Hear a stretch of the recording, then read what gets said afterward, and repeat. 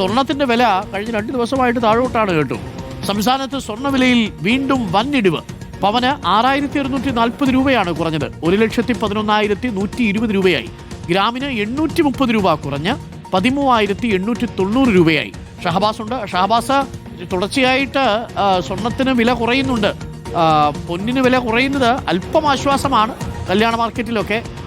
എങ്ങനെയാണ് നമ്മളതിനെ കാണുന്നത് ഷഹബാസ്?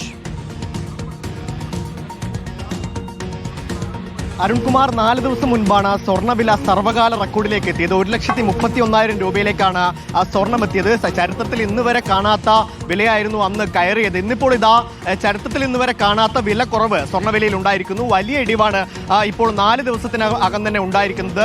20,000 രൂപയോളമാണ് 4 ദിവസത്തിനകം സ്വർണത്തിന് വില കുറഞ്ഞിരിക്കുന്നത്. ഇന്നും ഗ്രാമിന് 830 രൂപ കുറഞ്ഞ് ഗ്രാമിന്റെ ഒരു ഗ്രാമിന്റെ വില 13,890 രൂപയിലേക്ക് എത്തി. പവന് 6,640 രൂപയാണ് ഇന്ന് കുറഞ്ഞത്. പവന്റെ വില 1,10,11,120 രൂപയിലേക്ക് എത്തി.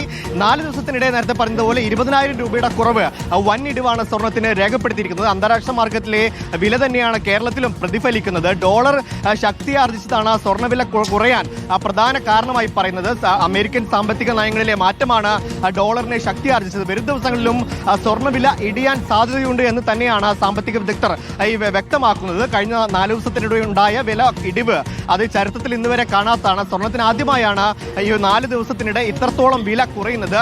ഈ സ്വർണത്തിൽ നിക്ഷേപിച്ച ആളുകൾക്കൊക്കെ ഇത്തിരി വിഷമം ഉണ്ടാക്കുമെങ്കിലും സ്വർണം വാങ്ങാൻ കാത്തിരിക്കുന്നവർക്ക് ഇതൊരു സന്തോഷ വാർത്ത തന്നെയാണ്. ഇപ്പോൾ 20,000 രൂപ കുറഞ്ഞ് 1,10,120 രൂപയിലേക്കാണ് 1 പവൻ സ്വർണത്തിന്റെ വില ഇന്ന് എത്തിയിരിക്കുന്നത്. വരും ദിവസങ്ങളിലും നേരിയ തോതിലുള്ള കുറവ് ഉണ്ടാകുമെന്നാണ് പ്രതീക്ഷിക്കുന്നത്. കഴിഞ്ഞ ദിവസങ്ങളിലൊക്കെ ഒരു ദിവസം തന്നെ 2 തവണ സ്വർണ്ണവില ഇടിയുന്ന സാഹചര്യം ഉണ്ടായിരുന്നു. അത്തരത്തിൽ ഇന്ന് വൈകുന്നേരത്തിനിടയിൽ ഇനിയും ഇടിയാൻ സാധ്യതയുണ്ട് എന്ന തരത്തിലുള്ള നിരീക്ഷണങ്ങളാണ് ഇപ്പോൾ വരുന്നത്. എന്തായാലും സ്വർണ്ണവില നിലവിൽ താഴോട്ട് പോവുകയാണ് അരുൺകുമാർ. ഓക്കെ, താങ്ക് യു ഷഹബാസാണ്. ചില കാര്യങ്ങളിൽ താഴോട്ട് പോകുമ്പോൾ നമുക്കൊരാശ്വാസമാണ്. അത് സ്വർണ്ണവിലയുടെ കാര്യത്തിൽ കേട്ടു.